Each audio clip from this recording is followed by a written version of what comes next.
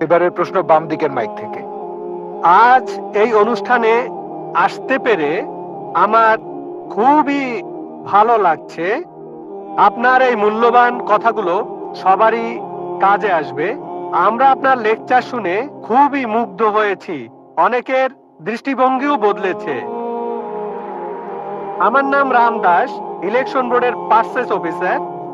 আমি একজন হিন্দু, তারপরও আমি ইসলাম ধর্মকে অনেক শ্রদ্ধা আর ভালোবাসি। আমি আপনার কথার সাথে একমত যে হিন্দু ধর্ম কখনোই মূর্তি পূজার কথা বলে না। আসলে আমাদের হিন্দু ধর্মকে সবসময় প্রভাবিত করেছে তথাকথিত ধর্মীয় নেতারা। তারা তারা মানুষকে ভুল পথে নিয়ে যাচ্ছে। শতকরা 90% হিন্দু ভুল পথে চলে যাচ্ছে মূর্তি পূজার নামে। বেদ আর উপনিষদ কখনই মূর্তি পূজার কথা বলে না। যেটা বলা হয়েছে সেটা রূপ রু এটা কথা বলা হয়েছে রু খোদা কি ইনায়েতে হ্যায়। এই রুকে খ্রিস্ট ধর্মে আত্মা বলা হয়, ইসলাম ধর্মে রু, হিন্দু ধর্মেও আত্মা। এটা খুবই দুর্ভাগ্য যে সব ধর্মের তথাকথিত ধর্মীয় নেতারাই এতে কোন রকমের সন্দেহ নেই, হোক সে মুসলিম, খ্রিস্টান বা হিন্দু, এতে কোন রকমের সন্দেহ নেই পৃথিবীর সব মানুষকে ভুল পথে পরিচালিত করেছে। আপনার কাছে আমার প্রশ্ন, আপনি একজন যথেষ্ট জ্ঞানী মানুষ। আমার আগে এক ভদ্রলোক প্রশ্ন করেছিলেন, তিনি ঠিকই বলেছিলেন ইসলামের অতীত খুব গৌরবের, তবে বর্তমান সময়ে পৃথিবীতে ইসলাম সবার জন্য একটা হাসির খোরাকে পরিণত হয়েছে। এর কারণ হলো ইসলামের ঠিকাদাররা, নেতারা ঠিক হিন্দু নেতাদের মতোই তাদের অনুসারীদের ভুল পথে নিয়ে যাচ্ছে, ভুল জিনিস শিখাচ্ছে। কোনো হিন্দু ভাই যদি কোনো মুসলিমকে রক্ত দেয় সে হয়তো বেঁচে যাবে, যদি কোনো হিন্দু কোনো একজন মুসলিমকে রক্ত দেয় তাহলে তার জীবন বাঁচলো। এখানে এটা কি হতে পারে? যেহেতু হিন্দু রক্ত নিয়েছে তাই সে হিন্দু হয়ে যাবে? এটা আমার প্রথম প্রশ্ন। প্লিজ আরেকটু সময় দিন, আমার আরেকটা প্রশ্ন আছে।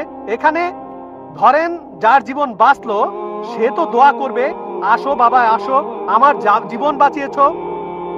রক্তের বিভিন্ন গ্রুপ আছে, এ পজিটিভ, বি পজিটিভ। এখানে তো জীবন বাঁচানোর প্রশ্ন, এখানে কি ধর্মের গুরুত্বটা বেশি? এটাই প্রথম প্রশ্ন। আর এখানকার লোকজন আত্মাকে চিনতে চায় না, বস্তুর চাহিদা মিটলেই তারা খুশি। ইসলাম সবাইকে ভালোবাসার কথা বলে, সব ধর্মই ভালোবাসার কথা বলে, কিন্তু ইসলাম ধর্ম সেই ভালোবাসা অর্জনের কথা বলে, কিভাবে ভালোবাসা অর্জন করতে হবে। এই জন্য ইসলামের জাকাত আছে। এই জাকাত গরিব মানুষদের সাহায্য করা, প্রতিবেশীকে সাহায্য করা। গরিবের মেয়ে বিয়ে হচ্ছে না, বিয়ে দিয়ে দাও, গরিবকে সাহায্য করা। অন্য কোনো ধর্ম ইসলামের মতো এত মহান নয়। এটা খুবই মহান ধর্ম। দুর্ভাগ্যের কথা, বাস্তব এর কোনো প্রয়োগ হচ্ছে না। তাই আগের ভদ্রলোক বললেন মাদ্রাসাগুলো স্বচ্ছ হওয়া উচিত। সত্যি বলতে আপনারা ধর্মীয় নেতাদের বোকামির কারণে ইসলাম ধর্ম উপরে উঠছে না, বরঞ্চ বরবাদ হয়ে যাচ্ছে। খ্রিস্টান ধর্ম, তারা পৃথিবীতে রাজত্ব করতে চায়, তারা ইসলামের ক্ষতি করতে চায়। ইসলামের প্রতি খ্রিস্টানদের মনোভাব বিরূপ। হিন্দু ধর্ম, তারা এখানে ঠিক থাকতে চায়, স্বাভাবিক। তাহলে এরাই হলো ধর্মীয় নেতা। তারা জানে না রু কি? রু হলো আল্লাহর দয়া। উপনিষদে আছে, ইসলামে আছে, বাইবেলে আছে। আর সব ধর্মই বলে ভালোবাসা, ইসলামও বলে। এটাই আমার প্রথম প্রশ্ন। দ্বিতীয় প্রশ্নটা হলো, হিন্দু ধর্ম নারীকে খারাপ চোখে দেখে, ইসলামও খারাপ চোখে দেখে। খ্রিস্টান ধর্ম, পৃথিবীতে নারী না থাকলে, আপনি একটু আগে একজনকে বললেন যে পুরুষ লোক বাচ্চা জন্ম দিতে পারে না। হ্যাঁ, পুরুষ লোক কোনো বাচ্চা জন্ম নিতে পারে না। বাচ্চার জন্ম দেন মা, একজন নারী। তাহলে ব্যাপারটা কি দাঁড়াচ্ছে? যে পুরুষকে জন্ম দিচ্ছে একজন নারী, সেই পুরুষই নারীকে ছোট করছে, সে হোক হিন্দু, খ্রিস্টান বা মুসলিম। এভাবে দেখবেন যে সব ধর্মেই একই রকম অবস্থা চলছে। আমরা সবাই, সব ধর্মই এখন ধ্বংসের পথে যাচ্ছে। নারীকে কোনো ধর্মই সম্মানের চোখে দেখা হয় না। পৃথিবীর সব ধর্মই নারীদেরকে সবসময় খারাপ চোখে দেখছে। এটাই আমার দ্বিতীয় প্রশ্ন। ইসলাম কি বলে যেদিন কিয়ামত হবে, তার মানে মহাপ্রলয়, ইসলাম ধর্ম কিয়ামত সম্পর্কে কি বলছে? আপনাকে ধন্যবাদ এই ছোট্ট লেকচারের জন্য, ভালো কথাগুলোর জন্য ধন্যবাদ। আপনি বললেন আমার কথা আর ইসলাম ধর্মের কথা। আমার কথা যদি বলেন, সমস্ত প্রশংসা শুধুমাত্র আল্লাহ তাআলার। বললেন আমি জ্ঞানী, বললেন আমি অনেক জানি, আমি শুধুমাত্র একজন ছাত্র। আমি নিজেকে একজন ছাত্র মনে করি ইসলাম ও অন্যান্য ধর্মের উপর। আপনি দুটো প্রশ্ন করলেন, প্রথমটা রূহ নিয়ে, তারপর নারী নিয়ে। এছাড়াও আপনি বেশ কিছু মন্তব্য করেছেন। আপনি বললেন তথাকথিত ধর্মীয় নেতারাই সমস্যা তৈরি করছে। বেশিরভাগ ব্যাপারে আমি একমত। এছাড়াও আপনি মন্তব্য করলেন যে ইসলামের বদনাম করা হচ্ছে, ইসলামের ধর্মীয় নেতাদের কারণে এটা হচ্ছে, ইসলামের বদনাম ছড়াচ্ছে এদের কারণেই। অন্যান্য ধর্মের ধর্মীয় নেতাদের কথা যদি বলি, তারা তাদের অনুসারীদের ধর্মগ্রন্থ পড়তে দিতে চায় না। এখন আমি যদি ইসলামের কথা বলি সামগ্রিকভাবে, আমি ইসলামের ধর্মীয় নেতাদের উপরে দোষ চাপাবো না, তারা দোষী নয়। সামান্য কিছু কুলাঙ্গার থাকতে পারে, খুবই সামান্য, হাতে গোনা কয়েকজন এমন নেতা থাকতে পারে যারা ভুল পথে নিচ্ছে, কিন্তু এরা সংখ্যায় অনেক কম। মিডিয়া তাদের বেছে নেয় আর এমন ভাবে তুলে ধরে যেন ইসলামের প্রত্যেক ধর্মীয় নেতাই এরকম। তাই ইসলাম ধর্মের বিভিন্ন নেতা, বিশেষজ্ঞ, ওলামার কথা যদি বলতে হয়, তাদের ভালোবাসি, তাদের শ্রদ্ধা করি।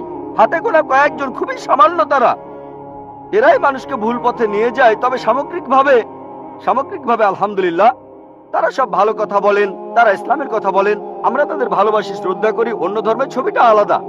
পৃথিবীর বেশিরভাগ ধর্মীয় নেতারা, অন্য ধর্মের নেতারা, তারা এটা করে না। তারা তাদের অনুসারীদের ধর্মগ্রন্থ পড়তে দিতে চায় না। যেমন আপনি বললেন হিন্দু ধর্ম মূর্তি পূজা করতে নিষেধ করে, কিন্তু 90% হিন্দুই মূর্তি পূজা করে কারণ এরা চায় না যে অনুসারীরা তাদের ধর্মগ্রন্থটা পড়ুক। আপনার প্রশ্নতে আসি। বললেন যে কোন হিন্দু এক মুসলিমকে রক্ত দিল, সেই মুসলিমের জীবন বাঁচলো। জীবন বাঁচানোটাই বড় কথা। এখানে সমস্যা কি? সেই মুসলিম কি হিন্দু হয়ে যায়? হিন্দুকে কোনো মুসলিম রক্ত দিলে সেই হিন্দু কি মুসলিম হয়ে যায়? আল্লাহ পবিত্র কোরআনে বলেছেন, সূরা মাইদার 32 নম্বর আয়াতে উল্লেখ করা হয়েছে, যদি কেউ কোনো মানুষের জীবন বাঁচায়, যদি কোনো লোক, হোক সে মুসলিম বা অমুসলিম, অন্য কোনো মানুষের জীবন বাঁচায়, হোক মুসলিম বা অমুসলিম, তাহলে সে যেন পুরো মানুষ জাতিকে বাঁচালো।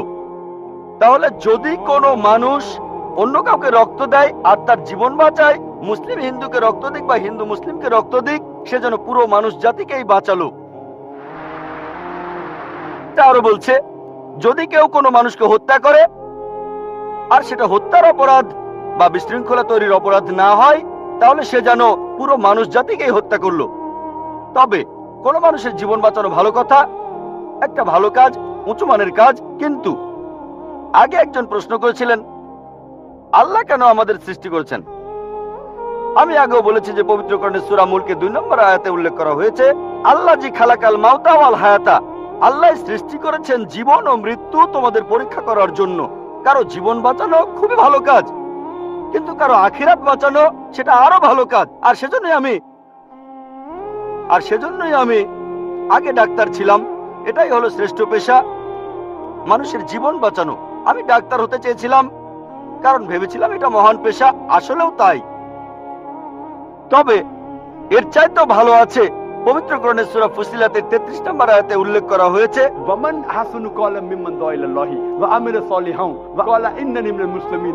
কথাই কে উত্তম সেই ব্যক্তির চাইতে যে আল্লাহর পথে মানুষকে আহ্বান করে, যে সৎকর্ম করে আর বলে আমি তাদের অন্তর্ভুক্ত যারা আল্লাহর কাছে আত্মসমর্পণ করে। তাই আমি একজন শরীরের ডাক্তার থেকে হয়েছি আত্মার ডাক্তার, এটা আরো ভালো পেশা। তাহলে রক্ত দিয়ে তারও জীবন বাঁচানো ভালো কথা, তবে কাউকে সত্যিটা জানানো, তার আখিরাতটা বাঁচানো আরো ভালো।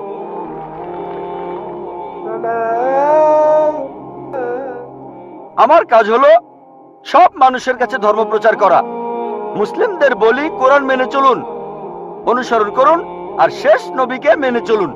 আমি বলি হিন্দু, খ্রিস্টান, বৌদ্ধদের যেটা কমন অন্তত সেটা মেনে নেন। আপনাদের আর আমাদের ধর্মগ্রন্থে যেটা কমন, যে কথাগুলো আলাদা সেগুলো নিয়ে পরে আলোচনা করব। যেগুলো কমন অন্তত সেগুলো মেনে নেন। আমি বাঁচাতে চাইছি তার আখিরাতকে। আখিরাতকে বাঁচানো এই ইহকালের জীবন বাঁচানোর চাইতে বেশি গুরুত্বপূর্ণ। এই জীবনটাও ভালো গুরুত্বপূর্ণ। যখন দোয়া করি, দুটোর জন্য দোয়া করি, রাব্বানা আতিনা ফিদ দুনিয়া হাসানাতা ওয়া ফিল আখিরাতি হাসানাতা ওয়া কিনা আযাবান্নার। হে আল্লাহ, আমাকে এই ইহকাল ও পরকালে ভালো রাখো এবং আমাকে দোজখের আগুন থেকে রক্ষা করো। তবে পরকাল অনেক উপরে এই জীবনের চাইতে। সেজন্য কোরআনের সূরা তাহরিমের 11 নম্বর আয়াতে উল্লেখ করা হয়েছে যে ফেরাউনের স্ত্রী হযরত আসিয়া রাদিয়াল্লাহু আনহা তিনি আল্লাহ তাআলার কাছে বলেছিলেন, হে আল্লাহ, আমি এই পৃথিবীর সমস্ত ধন সম্পদের বিনিময়ে, তিনি ছিলেন তখন পৃথিবীর সবচেয়ে ধনী মানুষের স্ত্রী, সে সময় পৃথিবীর সবচেয়ে শক্তিশালী মানুষ ছিল ফারাও।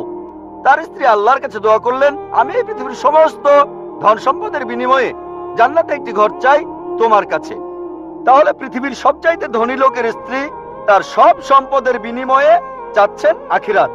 ভাই, আপনার সঙ্গে একমত, মানুষকে ভালোবাসতে হবে, এটা খুব ভালো কাজ। তবে কারো পরকালের জীবন বাঁচানো সেটা আরো ভালো কাজ। আমি এখানে কি করছি? মানুষকে বলছি সাদৃশ্যগুলো দেখেন, যেগুলো কমন সেই জিনিসগুলো অন্তত মেনে চলেন, যেগুলো আলাদা সেগুলো বাদ দেন। যেটা কমন সেটা অন্তত মেনে চলেন, যে মূর্তি পূজা করা যাবে না, আল্লাহ কেবলমাত্র একজন, অন্তিম ঋষিকে মানতে হবে, তাহলে আমরা এক হব। নাম দিয়ে কেউ কখনো মুসলিম হয় না। আব্দুল্লাহ জাকির সুলতান মুসলিম মানে যে আল্লাহর কাছে নিজের ইচ্ছাকে সমর্পণ করে। আগে এক বোনকে আমি বলেছিলাম আল্লাহর কাছে আত্মসমর্পণ করুন, এখন আপনাকেও বলছি আল্লাহর কাছে আত্মসমর্পণ করুন। আর আল্লাহর ওহী এই লাস্ট টেস্টামেন্ট, খ্রিস্টানরা বলে ওল্ড টেস্টামেন্ট আর নিউ টেস্টামেন্ট, এটা হলো আল্লাহ তাআলার লাস্ট টেস্টামেন্ট, পবিত্র কোরআন। এটার কথা আপনাদের ধর্মগ্রন্থ আছে, সেটা আপনাদের মানতে হবে। এটা বাইবেলেও আছে, সেটা মেনে চলতে হবে। আমি অনুরোধ করবো, আসেন আমরা সবাই মিলেমিশে থাকি, সবাই একসাথে থাকি আর আল্লাহ তাআলার কাছে আত্মসমর্পণ করি। মানুষ সাধারণত লেভেল জিনিসটা পছন্দ করে না, জানো লেভেলটা গুরুত্বপূর্ণ নয়। পবিত্র কোরআনে সূরা ইমরানের 19 নম্বর আয়াতে উল্লেখ করা হয়েছে, ইন্নাদ-দীনা ইনদাল্লাহিল ইসলাম, আল্লাহ তাআলার কাছে একমাত্র যে ধর্মটা গ্রহণযোগ্য সেটা আল্লাহর কাছে আত্মসমর্পণ করা। যদি আল্লাহর কাছে নিজের ইচ্ছাকে সমর্পণ করেন, আপনার আখিরাত পরকালের জীবনটা বেঁচে যাবে। এবারে আপনার দ্বিতীয় প্রশ্নে আসি। নারীদের কথা বললেন যে সব ধর্মই নারীদের খারাপ চোখে দেখে, সব ধর্মই, খ্রিস্টান ধর্ম, হিন্দু ধর্ম, ইসলামের কথাও বললেন, সবাই খারাপ চোখে দেখে। খ্রিস্টানরা খারাপ চোখে দেখে, হিন্দুরা খারাপ চোখে দেখে, মুসলিমরাও খারাপ চোখে দেখে। মুসলিম মানে যে আল্লাহর কাছে নিজের ইচ্ছাকে সমর্পণ করে। আর সত্যিকারের মুসলিম কোন নারীর দিকে কখনো খারাপ দৃষ্টিতে তাকাবে না। যদি কেউ করে, সে মুসলিম নয়। আল্লাহ পবিত্র কোরআনে বলেছেন, সূরা নূরের 30 আয়াতে উল্লেখ করা হয়েছে, মানুষ শুধু নারীর হিজাবের কথা বলে। আল্লাহ তাআলা পবিত্র কোরআনে প্রথমে বলেছেন পুরুষের হিজাবের কথা। মুমিন পুরুষদের বলো তারা যেন দৃষ্টি সংযত আর লজ্জাস্থান হেফাজত করে। যখন কোনো পুরুষ কোনো নারীর দিকে তাকাবে, তখন তার মনে, সেই পুরুষের মনে কোনো খারাপ চিন্তা আসলে সে দৃষ্টি নিচু করবে। আপনাদের বেদেও কথা আছে, যদি আপনি ঋগ্বেদ পড়েন 8 নম্বর গ্রন্থ 33 নম্বর অনুচ্ছেদের 19 নম্বর মন্ত্র, ব্রাহ্ম তোমাদের নারী বানিয়েছেন, সুতরাং দৃষ্টি নিচু করো আর মাথার উপরে কাপড় দাও। হিন্দু ধর্মগ্রন্থ নারীদের শ্রদ্ধা করে, তবে সেই ধর্মগ্রন্থে এমন কথাও আছে যেগুলো নারীদের ছোট করেছে, সেগুলো বলতে চায় না। যদি মনুস্মৃতি পড়েন, সেখানে নারীদের বিরুদ্ধে অনেক কথা আছে, সেগুলো আমি এখানে বলতে চাই না, কারণ আমি চাই না কেউ বলুক ডক্টর জাকির নায়েক হিন্দু ধর্মের সমালোচনা করছেন। পবিত্র বাইবেলেও নারীদের সম্পর্কে ভালো কথা আছে, আবার খারাপ কথাও আছে। ভালো কথাগুলো এখানে বলতে পারি, খারাপ কথাগুলো বলতে চাচ্ছি না। আমি চ্যালেঞ্জ করছি, কেউ আমাকে পবিত্র কোরআনের এমন একটা কথা দেখান যেটা নারীদের বিরুদ্ধে বলেছে। নারীদের বিরুদ্ধে একটা সহিহ হাদিস দেখান যেটা নারীদের বিরুদ্ধে বলেছে। হ্যাঁ, প্রত্যেক সম্প্রদায়ে কিছু কুলাঙ্গার দেখতে পাবেন। এমন কিছু মুসলিম হয়তো আছে যারা শুধু নামেই মুসলিম, তারা মেয়েদের দিকে তাকাতে পারে, মেয়েদের উত্ত্যক্ত করতে পারে, তবে তারা সত্যিকারের মুসলিম নয়। আপনি বললেন যে ইসলাম আর মুসলিমরা মেয়েদের খারাপ চোখে দেখে। যদি এই কথাটা বলে থাকেন, ভুল বলেছেন। যদি হিন্দু ধর্মগ্রন্থের সেই কথাগুলোর উদ্ধৃতি দিয়ে বলেন যে হিন্দু ধর্ম নারীদের বিরুদ্ধে কথা বলে, আমি বিভিন্ন ধর্মের উপর একজন ছাত্র হিসেবে কথাটা মেনে নেব যে হ্যাঁ, আপনি মনুস্মৃতির সেই অনুচ্ছেদগুলোর কথা বলছেন যেগুলো নারীদের বিরুদ্ধে বলে। যদি বাইবেলে নারীদের বিরুদ্ধে বলা কথাগুলোর উদ্ধৃতি দেন, হ্যাঁ, সেগুলো তো বাইবেলে লেখা আছে, তবে আমি চ্যালেঞ্জ করছি, পবিত্র কোরআনে এমন মাত্র একটা আয়াত দেখান যেখানে নারীদের বিরুদ্ধে কথা বলে। এমন মাত্র একটা সহিহ হাদিস দেখান, আমাদের নবী সাল্লাল্লাহু আলাইহি ওয়াসাল্লামের মাত্র একটা কথা দেখান যেটা নারীদের বিরুদ্ধে বলেছে। সত্যি বলতে, মুহাম্মদ সাল্লাল্লাহু আলাইহি ওয়াসাল্লাম হলেন পৃথিবীর প্রথম মানুষ যিনি নারীদের উপরে তুলেছেন আর তাদের সমান অধিকার দিয়েছেন। আমরা একটা লেকচার দিয়েছিলাম ইসলামে নারীর অধিকার, এছাড়াও আরেকটা লেকচার ইসলাম এবং অন্যান্য ধর্মের নারীর অধিকার আমি সেখানে দেখিয়েছি। তাই আপনি যখন বললেন ইসলাম নারীদের অসম্মান করে, কথাটা ঠিক নয়। তবে আমি ইসলাম সম্পর্কে এই কথা বলিনি। ইসলাম সবসময় নারীদেরকে মর্যাদা দিয়েছে। মুসলিমরা এই কাজটা করেছে, যে তারা মুসলিমরা এই কাজ করছে। আর হিন্দু বা খ্রিস্টান এরাও নারীদের ছোট চোখে দেখে। ইসলাম কখনো এটা করে না। ধন্যবাদ আপনাকে, অনেক ধন্যবাদ ভাই, আপনাকে অনেক ধন্যবাদ। আমি একথাই বলেছি। তবে মুসলিমরা দুর্ভাগ্যজনকভাবে ইসলামের অনুসারীরা এই জিনিসটা প্রয়োগ করে না। হ্যাঁ ভাই, আমি আপনার সঙ্গে একমত। আমি বলেছিলাম কিছু লোক এমন, এখন ধরেন মার্সিডিজ গাড়ি কত ভালো এটা জানার জন্য যদি ড্রাইভারের সিটে কোনো আনাড়ি লোককে বসান, আর সেই ড্রাইভার যদি গাড়িটা অ্যাক্সিডেন্ট করে, কাকে দোষ দেবেন? গাড়ি না ড্রাইভারকে? ড্রাইভারকে দোষ দেবেন। মার্সিডিজ গাড়ি কত ভালো এটা জানতে যদি চান, চেক করেন সেখানে কি কি আছে, এভারেজ স্পিড কেমন, পিকআপটা কেমন, গিয়ার রেশিও কেমন, নিরাপত্তা ব্যবস্থাগুলো কি কি। তাহলে ইসলামকে বিচার করতে চাইলে পবিত্র কোরআন আর সহিহ হাদিস পড়েন। মুসলিমদের দেখবেন না। যদি গাড়িকে পরীক্ষা করতে চান তাহলে আপনি ড্রাইভারের সিটে পাকা ড্রাইভারকে বসান। শ্রেষ্ঠ মুসলিমের দৃষ্টান্ত নবীজি সাল্লাল্লাহু আলাইহি সাল্লাম। খ্রিস্টান ধর্মে পবিত্র বাইবেলে আছে, বুক অফ জেনেসিস 3 অধ্যায়ের 16 অনুচ্ছেদে মহান ঈশ্বর বলেছেন, তোমরা নারী, তোমরা খুব যন্ত্রণা পেয়ে সন্তানের জন্ম দেবে। এটা নারীদের প্রতি ঈশ্বরের অভিশাপ, গর্ভধারণ নারীদের জন্য শাস্তি। ইসলাম ধর্মে গর্ভধারণ নারীদের জন্য সম্মানের। পবিত্র কোরআনে সূরা নিসার 1 নম্বর আয়াতে উল্লেখ করা হয়েছে, গর্ভধারিণী মাকে সম্মান করো। পবিত্র কোরআনে সূরা লুকমানের 14 নম্বর আয়াতে উল্লেখ করা হয়েছে, আমি মানুষকে তাদের বাবা মায়ের সাথে ভালো ব্যবহার করার নির্দেশ দিয়েছি। মা অনেক কষ্ট সহ্য করে সন্তানকে গর্ভধারণ করেন, অনেক কষ্ট পেয়ে সন্তানের জন্ম দেন। নবীজি বলেছেন, যদি তোমরা তোমাদের মাকে সোনার পাহাড়ও এনে দাও, তোমাকে যে 9 মাস গর্ভে ধারণ করেছিলেন তার বিনিময়ে, তারপরও শোধ হবে না। ইসলাম এই কথাই বলছে। একজন নবীজি সাল্লাল্লাহু আলাইহি ওয়াসাল্লামের কাছে একজন লোক আসলো আর প্রশ্ন করলো, এটা আছে সহিহ বুখারী 8 নম্বর খণ্ড, বুক অফ আদাব 2 নম্বর অধ্যায় 2 নম্বর হাদিস, হে নবী, এই পৃথিবীতে কাকে সবচাইতে বেশি সম্মান দেখাবো? নবীজি বললেন, তোমার মা। লোকটা বলল, এরপরে কাকে দেখাবো? নবীজি বললেন, তোমার মা। লোকটা বলল, তারপরে কাকে দেখাবো? নবীজি আবারও বললেন, তোমার মা। লোকটা বলল, এরপরে কাকে? তখন নবীজি বললেন, তোমার বাবা। তার মানে 75%, 4 ভাগের 3 ভাগ পাচ্ছেন মা, 1 ভাগ 25% সেটা পাচ্ছেন বাবা। এক কথায় মা গোল্ড মেডেল পাচ্ছেন, সিলভার মেডেল পাচ্ছেন, ব্রোঞ্জ মেডেলটাও পাচ্ছেন, আর বাবা একটা সান্ত্বনা পুরস্কার নিয়ে সন্তুষ্ট থাকছেন। ইসলাম আমাদের এমনটাই শেখায়। তবে আপনার কথা মানি, পশ্চিমা বিশ্ব নারীদের ছোট করছে। পশ্চিমা বিশ্ব নারীদের স্বাধীনতার কথা বলে, আসলে তারা স্বাধীনতার কথা বলে নারীদের শারীরিক অত্যাচার করে, তাদের সম্মান কেড়ে নেয়, আত্মার অবমাননা করে। পশ্চিমা বিশ্ব বলে তারা নারীদের উঁচুতে বসিয়েছে, আসলে নিচে নামিয়েছে। তাদেরকে বানিয়েছে উপপত্নী, রক্ষিতা আর সমাজের প্রজাপতি, যারা রয়েছে আর্ট আর কালচারের রঙিন পর্দার আড়ালে। আর্ট আর কালচারের দোহাই দিয়ে তারা কি করছে? তাদের মেয়েদের বিক্রি করছে তাদের মায়েদের। তারা নাকি মেয়েদের উপরে তুলছে। সাধারণত বেশিরভাগ অ্যাডেই দেখবেন নারী আছে, অন্যটার সাথে নারীর হয়তো কোনো সম্পর্কই নেই। মোটরসাইকেলের বেশিরভাগ অ্যাডে দেখবেন মেয়ে আছে। কতজন মেয়ে মোটরসাইকেল চালায়? কতজন? কিন্তু অ্যাডে মেয়ে থাকবেই। তারপর মোটর গাড়ির অ্যাডে, সেখানেও মেয়েদের দেখবেন। আমার এক বন্ধু একবার বলেছিল যে বিএমডব্লিউর একটা খুব বিখ্যাত অ্যাড, মার্সিডিজ বেঞ্জ খুব ভালো গাড়ি, তরুণদের প্রিয় হলো বিএমডব্লিউ, এর স্পিড বেশি, পিকআপও ভালো। তো বিএমডব্লিউর একটা অ্যাডে বিকিনি পরা একটা মেয়ে দাঁড়িয়ে আছে বিএমডব্লিউ গাড়ির সামনে, আর নিচে লেখা, এখনই চালানো শুরু করুন। কাকে? মেয়েটাকে না গাড়িটাকে? বিক্রি করছে মেয়েদের, বিক্রি করছে মায়েদের। ইসলাম ধর্মে নারীদেরকে সম্মান করি, মায়েদের সম্মান করি, বোনদের সম্মান করি, মেয়েদের সম্মান করি, তাদের শ্রদ্ধা করি, তাদের ভক্তি করি। আমার ভিডিও ক্যাসেট দেখেন, ইসলামে নারীর অধিকার। আশা করি উত্তরটা পেয়েছেন। এবারের প্রশ্ন মহিলাদের মধ্য থেকে। গুড ইভিনিং স্যার, আমি লক্ষ্মী আইয়ার। স্যার, আমি হিন্দু, তবে ইসলাম ধর্মে বিশ্বাস করি। আমি ইসলাম বিশ্বাস করি কারণ আমি সেরকম কিছু প্রমাণ পেয়েছি। স্যার, আপনি বললেন আল্লাহ একজন, ধর্মও একটা। এখন আমি 3 জন মানুষের উদাহরণ দেই। একজন হিন্দু, আরেকজন মুসলিম, অন্যজন খ্রিস্টান। ধরেন এই 3 জন একসাথে আছে। এখন তাদের শরীর যদি কেটে ফেলা হয়, সেখানে আপনি কি দেখতে পাবেন? শুধু রক্ত, শুধু রক্তই পাবেন। দুধ পাবেন না, পানি পাবেন না, শুধু রক্তই পাবেন। এখন সব মানুষের শরীরে যদি একই রক্ত থাকে, তাহলে মৃতদেহ সৎকারের নিয়মটা আলাদা কেন? মুসলিমরা তারা কবর দেয়, আর হিন্দুরা আমরা মৃতদেহ পুড়িয়ে ফেলি। বোন বললেন আপনি ইসলাম ধর্ম পছন্দ করেন, ইসলামে বিশ্বাসও করেন। আপনাকে অভিনন্দন, আর এই শান্তির ধর্মে আপনাকে স্বাগতম, সত্যের পথে আপনাকে স্বাগতম। বোন প্রশ্ন করলেন যে 3 জন হিন্দু, খ্রিস্টান, মুসলিম, সবার শরীর একই রকম, একই রক্ত, একই উপাদান, কিন্তু আমরা মারা গেলে হিন্দুরা কেন পুড়িয়ে ফেলে আর মুসলিমরা কেন কবর দেয়? আসুন আমরা এটা ভালো করে দেখি। আপনি দেখেন কোন পদ্ধতিটা ভালো। হিন্দু ধর্মে কবর দেওয়ার অনুমতিও আছে শিশুদের ক্ষেত্রে, কিন্তু প্রাপ্তবয়স্ক লোক মারা গেলে তারা বলেন পুড়িয়ে ফেলতে হবে, দাহ করতে হবে। অবশ্য হিন্দুদের কেউ কেউ বলেন যে কবর দিতে হবে। আসুন আমরা এখন ভালো করে দেখি যে শবদেহ মৃতদেহ পোড়ানো আর কবর দেয়া। এখানে আপনি দেখবেন যখন আপনি কোনো মৃতদেহ পোড়াবেন তখন পরিবেশ দূষিত হচ্ছে।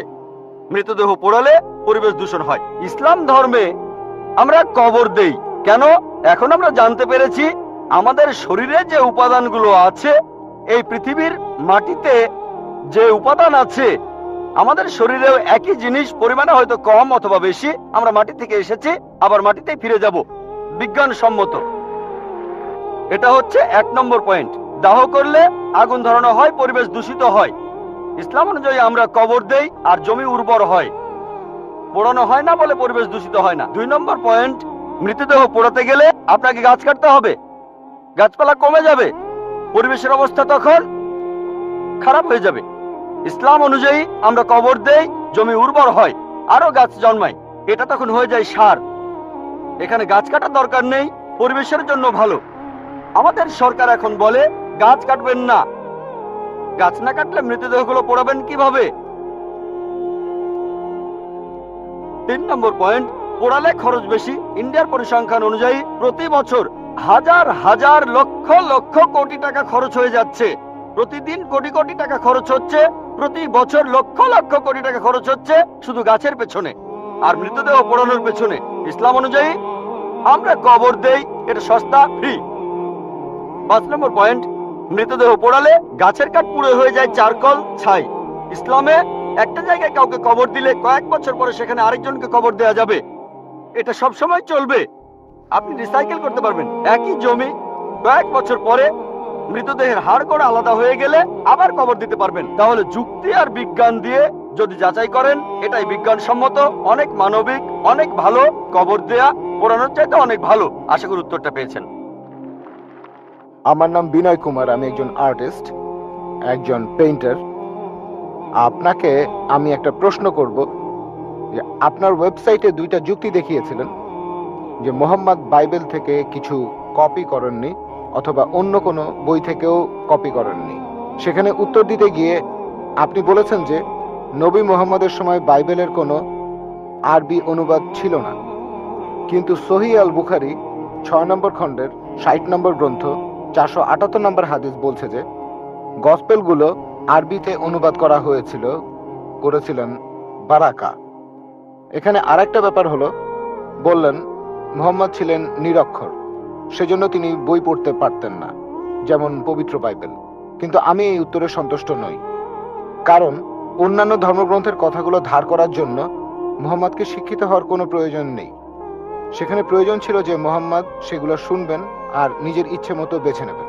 এই কথাগুলো শোনার পরে মুহাম্মদ সেগুলো সংশোধন করেছেন, তারপর তিনি ধর্মীয় আবরণে সেটাকে ঢেকে দিয়েছেন আর দাবি করেছেন এটা আল্লাহর আসমানি কিতাব। ভাই, আপনি খুব সুন্দর প্রশ্ন করেছেন। আমাদের ওয়েবসাইটে গিয়েছেন শুনে খুব ভালো লাগছে। ইনশাআল্লাহ আপনি সত্যের পথে আসবেন। আমার ধারণা আপনি খ্রিস্টান। আপনার নাম হলো বিনয় কুমার, মনে হচ্ছে আপনি খ্রিস্টান। ভাই বললেন আমি 2টো যুক্তি দেখিয়েছি। 2টো না, অনেকগুলো যুক্তি দেখিয়েছি। আপনি বেছে নিয়েছেন 2টো।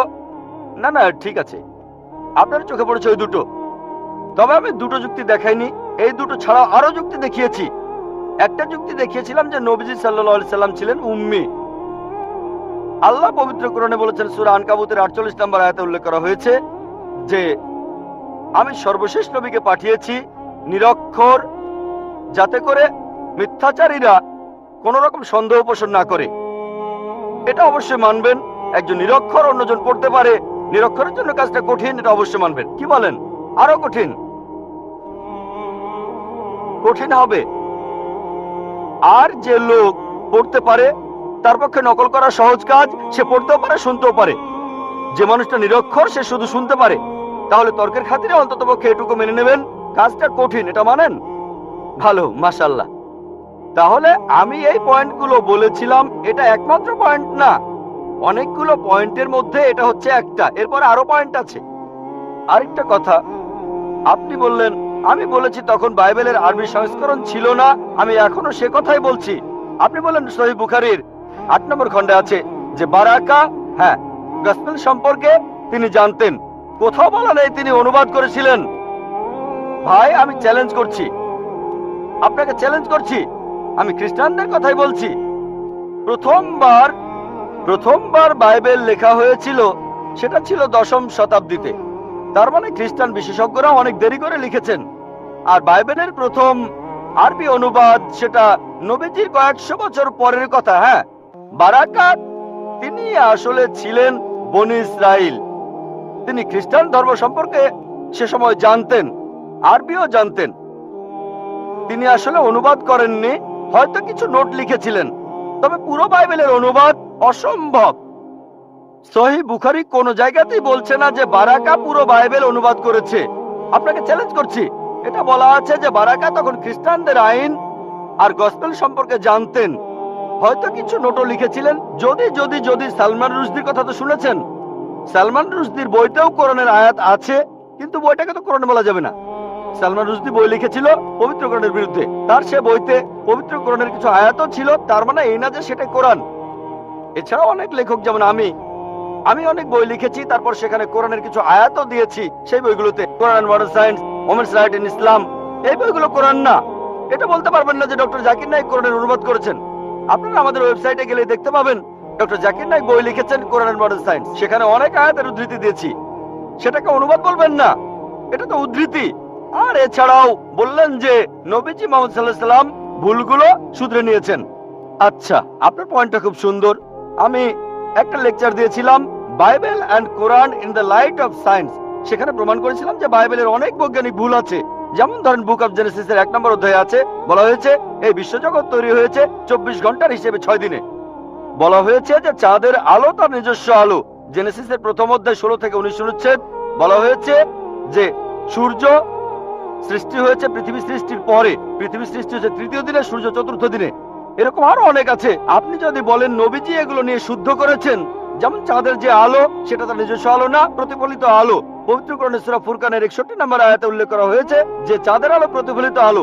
কোরআন বলছে বিশ্বজগৎ সৃষ্টি হয়েছে 6টা আইয়ামে, 6টা লম্বা সময়কাল। আপনি কি তাহলে বলছেন নবীজি এই কথাগুলো শুদ্ধ করে নিয়েছেন? তিনি কি বিজ্ঞানী ছিলেন? না, এটা আল্লাহর আসমানি কিতাব। আমার পুরো লেকচারটা শোনেন, লেকচারের অংশ বিশেষ শুনেই আমার কোনো একটা কথা নিয়ে মন্তব্য করবেন না, পুরো লেকচারটা আগে শোনেন। সেখানে আমি বলেছি যদি আপনার কথা মেনেও নেই, তর্কের খাতিরে যে বাইবেল থেকে নকল করেছেন তারপর শুদ্ধ করেছেন, কোন মানুষের পক্ষে কি এটা সম্ভব? 1400 বছর আগে বাইবেলের সবগুলো ভুল শুদ্ধ করবেন তিনি, সবগুলো ভুল শুদ্ধ করবেন, এটা অসম্ভব, অসম্ভব। এতে প্রমাণ হয় যে তিনি এটা লেখেননি, এটা লিখেছেন আমাদের স্রষ্টা আল্লাহ তাআলা। আশা করি উত্তরটা পেয়েছেন। হ্যাঁ ভাই, প্রথমে আপনার নামটা বলেন। আসসালামু আলাইকুম, আমার নাম ময়ূর। আমার এক অমুসলিম বন্ধুর পক্ষ থেকে একটা প্রশ্ন করতে চাচ্ছি। এটা আমার প্রশ্ন না, সে মাইকের সামনে আসতে লজ্জা পাচ্ছে। আমি কি প্রশ্ন করব? আপনার নামটা কি বললেন? ময়ূর। আমি মুসলিম হয়েছি, তবে এই প্রশ্নটা আমার এক অমুসলিম বন্ধুর। সে মাইকের সামনে আসতে চাচ্ছে না, তাই যদি অনুমতি দেন। আসসালামু আলাইকুম। এই প্রশ্নটা হলো, জাকির ভাই যেসব ভবিষ্যৎবাণীর কথা বলেছেন, এমন কি হতে পারে এই ভবিষ্যৎবাণীগুলো পরে কেউ লিখেছে পৃথিবীর বিভিন্ন ধর্মগুলোতে, যাতে করে ইসলাম ধর্মকে অন্য উপায়ে প্রচার করা যায়? ভাই খুব সুন্দর প্রশ্ন করেছেন। এটা কি সম্ভব যে এই ভবিষ্যৎবাণীগুলো সব ধর্মগ্রন্থে পরে কেউ লিখেছে? এটা কি হতে পারে? হ্যাঁ, হতে পারে। যদি পরে কেউ না লেখে, যদি ধর্মগ্রন্থটা বিশুদ্ধ হয়, তাহলে মানবেন যে এটা আল্লাহর বাণী, তাহলে নবীজিকেও মানবেন। যদি বলেন পরে কেউ লিখেছে, তার মানে আপনার ধর্মগ্রন্থ অশুদ্ধ, সেটা বাদ দিতে হবে। আপনার ধর্মগ্রন্থ বাদ দিলে একমাত্র বিশুদ্ধ ধর্মগ্রন্থ এই পবিত্র কোরআন। দুভাবেই উত্তরটা হলো কোরআন। হেড আমি জিতবো, টেল আপনি হারবেন।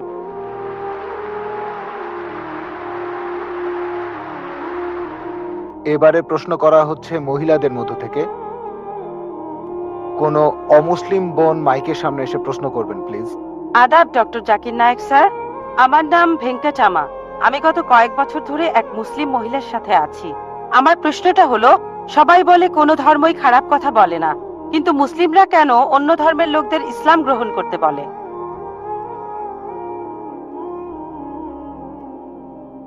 বোন, আপনি বললেন যে আপনি একটা মুসলিম পরিবারের সঙ্গে থাকেন অনেক বছর ধরে, তারপর বললেন যে সব ধর্মে ভালো সব কথা থাকে, কিন্তু মুসলিমরা আমাকে ইসলাম গ্রহণ করতে বলে কেন? পয়েন্ট নাম্বার 1, অন্য যেসব ধর্ম আছে সেগুলো যা বলে তার বেশিরভাগ কথাই ভালো, তবে ইসলাম ভালো কথা বলার পাশাপাশি আপনাকে দেখাবে কিভাবে সেটা অর্জন করতে হয়। আমি উদাহরণ দিয়েছি, সব ধর্মই বলে চুরি করো না, ইসলাম একই কথা বলে, তবে ইসলাম দেখিয়ে দেয় কিভাবে সেই অবস্থানে যাবেন যেখানে কেউ চুরি করে না। জাকাত দেন, সাহায্য করেন, এরপর কেউ চুরি করলে তার হাত কেটে ফেলেন, তাহলে চুরি করা বন্ধ হয়ে যাবে, কোনো অপরাধ থাকবে না। এজন্যই আমি বলেছিলাম যে ইসলাম ভালো কথা বলার পাশাপাশি আপনাকে দেখিয়ে দেবে কিভাবে সেটা অর্জন করতে হয়। 2 নম্বর পয়েন্ট, আমি বিভিন্ন ধর্মের একজন ছাত্র হিসেবে বলছি, যদি আপনি হিন্দু ধর্মগ্রন্থগুলো মেনে চলেন, মনে হয় আপনি হিন্দু, যদি হিন্দু ধর্মগ্রন্থগুলো মেনে চলেন, যদি একজন ভালো হিন্দু হন, আপনাদের ধর্মগ্রন্থই বলছে ঈশ্বর মাত্র একজন। আমার লেকচারে অনেক হিন্দু ধর্মগ্রন্থের উদ্ধৃতি দিয়েছি, এক ঈশ্বর। আপনাদের ধর্মগ্রন্থ বলছে মূর্তি পূজা করবে না। ভগবদ গীতার 7 অধ্যায়ের 20 অনুচ্ছেদ বলছে জাগতিক আকাঙ্ক্ষা যাদের বুদ্ধিকে আচ্ছন্ন করে রেখেছে তারা নকল ঈশ্বরের পূজা করে, তারা মূর্তি পূজা করে। এক ঈশ্বরে বিশ্বাস করতে হবে। আজকে আমার লেকচারে বলেছিলাম বিশ্বাস করতে হবে অন্তিম ঋষিকে, কল্কি অবতার, যার বাবার নাম হবে বিষ্ণু ইয়াস আব্দুল্লাহ, তার মায়ের নাম হবে সুমতি আমিনা। তিনি জন্মগ্রহণ করবেন সাম্বালা নামের গ্রামে মক্কা। তিনি জন্মাবেন সাম্বালা শহরের প্রধানের ঘরে, মক্কার প্রধানের ঘরে। তিনি হবেন পুরো মানুষ জাতির পথপ্রদর্শক। তিনি আলোকপ্রাপ্ত হবেন রাতের বেলায় একটা গুহায়। তিনি উত্তর দিকে গিয়ে আবার ফিরে আসবেন। ঈশ্বর তাকে 8টা গুণ দেবেন। তিনি হবেন পৃথিবীর সব মানুষের পথপ্রদর্শক। তিনি একটা ঘোড়ায় চড়বেন, ডান হাতে থাকবে একটা তরবারি, 4 জন সহচর থাকবে তাকে বিভিন্ন সময় ফেরেশতাগণ সাহায্য করবেন। এরকম আরো অনেক অনেক। এই মানুষটা কে? যদি ভালো হিন্দু হয়ে থাকেন তাহলে আপনি এই অন্তিম ঋষিকে বিশ্বাস করবেন, তা না হলে আপনি ভালো হিন্দু নেই। যদি ভালো হিন্দু হয়ে থাকেন তাহলে এক ঈশ্বর বিশ্বাস করবেন, তাহলে আপনি মূর্তি পূজা করবেন না। নাতাস্তি প্রতিমা আস্তি, মহান ঈশ্বর, তার কোনো প্রতিমা নেই, তার কোনো প্রতিমূর্তি নেই, তার কোনো ছবি নেই, তার কোনো ফটোগ্রাফ নেই, তার কোনো ভাস্কর্য নেই। আর আমি বিতর্ক করেছি পণ্ডিতদের সাথে, হিন্দু পণ্ডিত, ওনারা শঙ্করাচার্য অনেক, সেখানে আমি কথা বলেছি। কোন শঙ্করাচার্যই আমাকে বলেননি ভাই আপনি ভুল বলেছেন, কেউ না। একটা বিতর্ক করেছিলাম শ্রী শ্রী রবিশঙ্করের সাথে 21শে জানুয়ারিতে। তিনি ইন্ডিয়ায় হিন্দুদের মাঝে খুবই জনপ্রিয় গুরু, আর্ট অফ লিভিং। আমি তাকে বলেছিলাম আর্ট অফ লিভিং এর শ্রেষ্ঠ বই হলো এই পবিত্র কোরআন। আমি তাকে মুসলিমদের আর্ট অফ লিভিং এ আমন্ত্রণ জানিয়েছিলাম। আমরা সংখ্যায় এখন 130 কোটি, 130 কোটি মুসলিম। আমি তাকে আমন্ত্রণ জানিয়েছিলাম, যদি তিনি ধর্মগ্রন্থগুলো মানেন, তিনি বেদের উপরে একজন বিশেষজ্ঞ, তাকে এটা মানতেই হবে। একইভাবে বোন, আপনাকে বুঝতে হবে অন্য সব ধর্মগ্রন্থগুলো হয়তো আল্লাহর বাণী আপনি বলছেন, সময় বদলানোর সাথে সাথে সেগুলোও কিন্তু বদলে গেছে। স্বামী বিবেকানন্দ বলেছেন বেদের 99%ই হারিয়ে গেছে, বাকি যে 1% আছে সেটা আমাদের কঠোরভাবে মানতে হবে। কঠোরভাবে মানে অন্তিম ঋষিকেও মানতে হবে। তাহলে কঠোরভাবে মানলে আপনি মুহাম্মদ সাল্লাল্লাহু আলাইহি সাল্লামকেও মানবেন, আপনি কোরআনকেও মানবেন। আর আমি আপনাকে এখানে আমন্ত্রণ জানাচ্ছি, এই শান্তির ধর্মে আমন্ত্রণ জানাচ্ছি, যাতে করে আপনি আল্লাহর কাছাকাছি আসতে পারেন।